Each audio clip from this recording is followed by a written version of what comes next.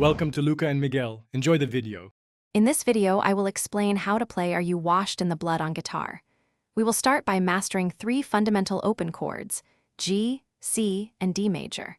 These are the building blocks for many songs, and getting them right is crucial. Focus on pressing down firmly with your fingertips to ensure each note rings out clearly.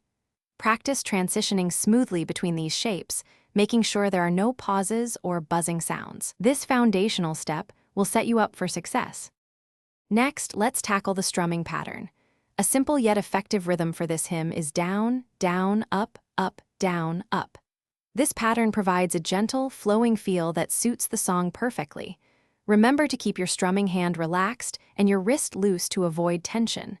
Maintaining a steady tempo is key, so try to count out loud as you practice. This will help you keep time and make your playing sound more polished. Understanding the song's structure will greatly assist your learning process.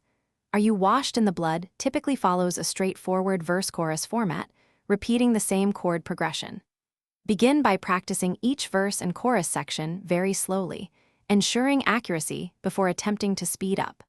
A metronome is an excellent tool to help you develop precise timing and maintain a consistent rhythm throughout your practice sessions. Patience and repetition are your best friends here.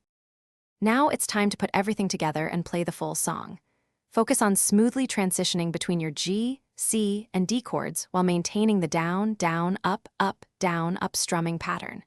Singing along, even quietly, can significantly improve your timing and overall musicality, helping you feel the rhythm more naturally. Don't be afraid to make mistakes. They are part of the learning journey. Most importantly, enjoy the process of playing this beautiful, classic hymn on your guitar. Thanks for watching and please subscribe. It's the best investment you'll ever make.